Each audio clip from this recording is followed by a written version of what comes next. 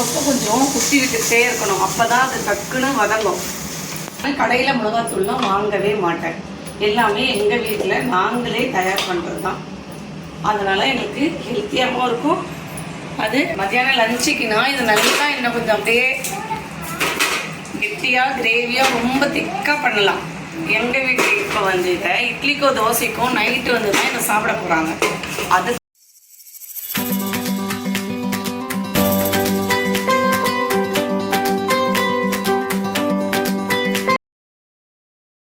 Friends, good morning. நம்ம வீட்டில் mutton gravy எப்படி பண்ணலான்னு பார்க்கலாம் வாங்க. குக்கரை வச்சாச்சு. அதில் குக்கர் சூடான உடனே 2 டேபிள் ஸ்பூன் ஆயில் சூடான உடனே அதில் என்ன போடலான்றதை சொல்கிறேன். கடையில் இருக்கிற மசாலாலாம் எதுவுமே கிடையாது. எல்லாமே வீட்டில் இருக்கிற நம்மளாக ப்ரிப்பேர் பண்ண மசாலா பொடி மட்டும்தான் நான் எப்போவுமே சமையலுக்கு யூஸ் பண்ணுவேன். முதல்ல சோம்பு, பட்டை, லவங்கம், இலை 2 அதுக்கப்புறம் 1/2 kg மட்டன் எடுத்துருப்போம். நம்ம இன்னைக்கு 1/2 kg மட்டனுக்கு 4 வெங்காயம்,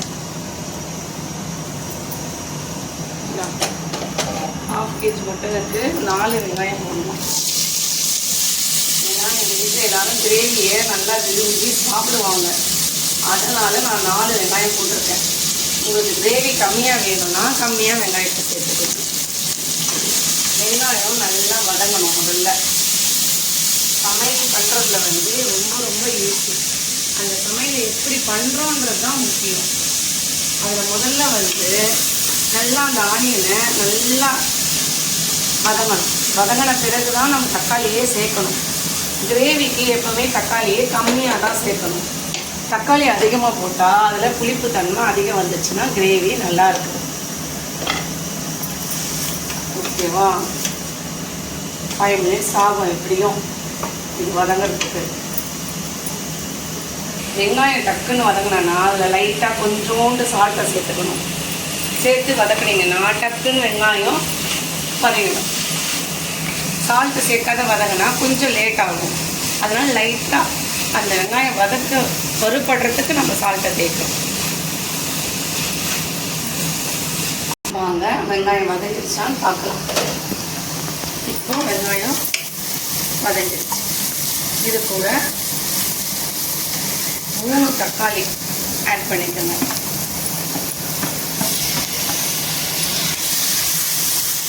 இப்போ தக்காளியும் நல்லா வதங்கணும். தக்காளியும் நல்லா வதங்கின பிறகு தான் இஞ்சி பூண்டு பேஸ்ட்டை சேர்க்கணும். அதுக்கு முன்னாடி சேர்த்துட்டா அடி பிடிக்க ஆரம்பிச்சிடும்.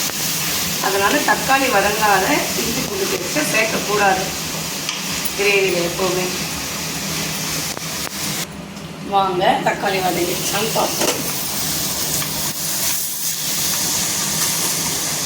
அப்பப்போ கொஞ்சம் குத்தி விட்டுட்டே இருக்கணும். அப்போ தான் அது டக்குன்னு வதங்கும். நம்ம அப்படியே வச்சுக்கிட்டு இருந்தாலும் அது வதக்கப்படாது.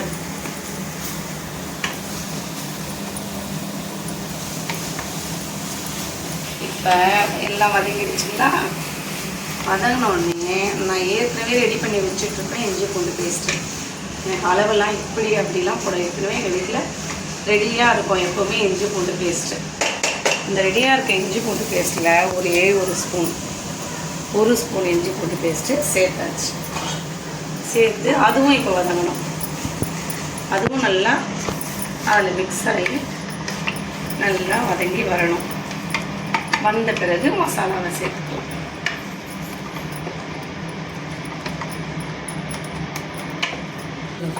இஞ்சி பூண்டு பேஸ்ட்டு இப்போ நல்லா வதங்கிடுச்சுங்களா? இப்போ நம்ம மிளகாத்தூளை அதில் ஆட் பண்ண போகிறோம். ஆனால் நான் கடையில் மிளகாத்தூள்லாம் வாங்கவே மாட்டேன். எல்லாமே எங்கள் வீட்டில் நாங்களே தயார் பண்ணுறது தான்.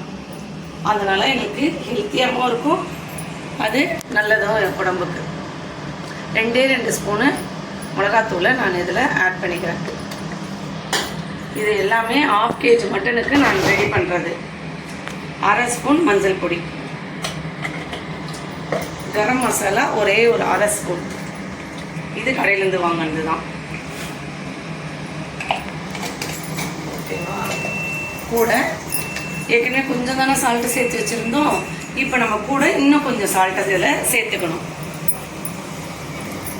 இந்த எல்லாம் சேர்த்த பிறகு இதை திருப்பி நம்ம ஒரு கலரி திருப்பி நம்ம இதை ஒரு வதக்கி எடுக்கணும். எல்லாம் கலந்துருச்சுங்களா? ஒரு 2 நிமிஷம் இது எல்லாத்தையும் நம்ம ஒன்றா கலந்து விட்டுக்கணும். கலந்து விட்டாச்சுங்களா? விட்ட பிறகு நான் ஏற்கனவே வாங்கி நல்லா கழுவி வச்சுருக்கேன் 1/2 kg மட்டன்.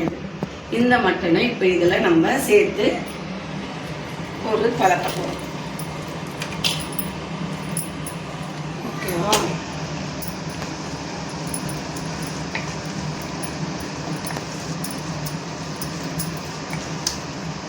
ஆயிலெலாம் நான் எப்போவுமே ரொம்ப கம்மியாக தான் யூஸ் பண்ணுவேன். ஆயில் அதிகமாக யூஸ் பண்ண மாட்டேன். ஏற்கனவே மட்டனே ஹெவி, இதில் நிறைய ஆயிலெலாம் போட்டால் ஹெல்த்துக்கும் நல்லதில்லை.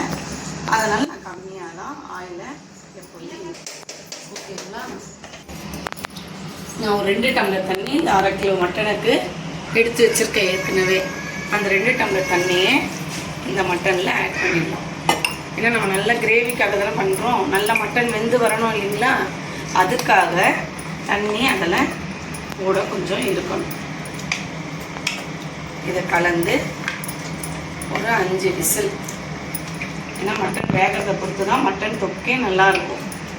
அதனால் இதை கலந்து முடிச்சுட்டு மூடி போட்டு வச்சிடலாம்.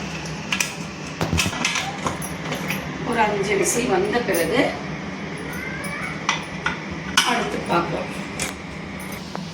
வாங்க மட்டன் எப்படி ரெடியாக இருக்குன்னு பார்க்கலாம். டீ நிறைய இப்போ ஓப்பன் பண்ண போகிறோம். ஓப்பன் பண்ணியாச்சு. மட்டன் கிரேவி ரெடி ஆகிட்டே இருக்குது.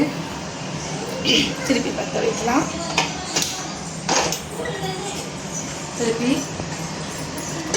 இன்னும் கொஞ்சம் நமக்கு தண்ணியெல்லாம் இன்னும் கொஞ்சம் சுண்டணும். கிரேவி ரெடி ஆகிடுச்சு. இன்னும் கொஞ்சம் நேரம் ஆகணும். அது ஸ்டீம் அது நல்லா சுண்டி வரணும். இதில் வந்த பிறகு நான் மிளகுத்தூளை சேர்த்துடுவேன்.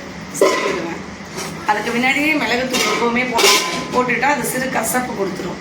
எல்லாம் ரெடியாக வச்ச பிறகு தான் மட்டன் கிரேவியில் மிளகுத்தூளை ஆட் பண்ணணும். அதுக்கு முன்னாடி நம்ம எப்போவுமே மிளகுத்தூள் சேர்க்கக்கூடாது. முழு மிளகு வேணுன்னா போட்டுக்கலாம் தேவைப்படுறவங்க. முழு மிளகை ஆனால் மிளகுத்தூளை மட்டும் எப்போவுமே எல்லாம் முடிஞ்ச பிறகு கடைசியாக தான் மிளகுத்தூளை ஆட் பண்ணோம். பார்த்துட்டு இருந்தேன் எங்கள் வீட்டுக்கு எவ்வளோ அமகலம் பண்ணி போகுது. கோபிகா அங்கே பாரு.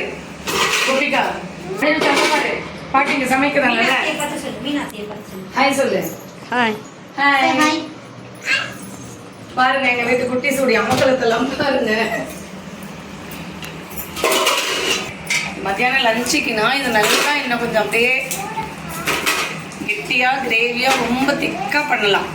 எங்கள் வீட்டில் இப்போ வந்து இதை இட்லிக்கோ தோசைக்கும் நைட்டு வந்து தான் இதை சாப்பிட போகிறாங்க. அதுக்காக நாங்கள் கொஞ்சம் தண்ணியாகவே ரெடி பண்ணிட்டுருக்கேன். அதுக்கு சாதத்துக்குன்னு சொன்னால் இன்னும் நல்லா அப்படியே கிரேவியாக பண்ணலாம். ஆனால் இது சாதத்துக்கு ரெடி ஆகிறது கிடையாது. சாதம் நாங்கள் காலையிலேயே முடிச்சாச்சு. கரோட்டு குழம்பு, முட்டை, இந்த லஞ்ச் பாக்ஸ் எல்லாம் போயாச்சு. இது ஈவினிங்காக செஞ்சுட்டு இருக்கிறது.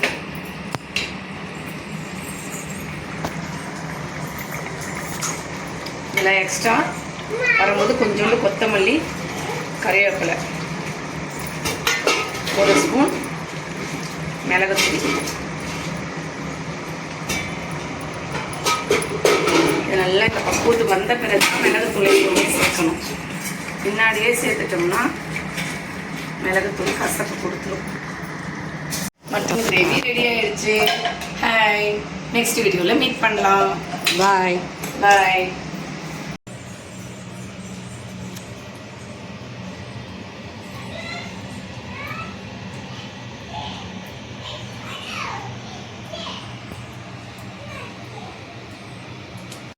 இன்றைக்கி எங்கள் வீட்டில் லஞ்ச் பாக்ஸ் ரெசிபி.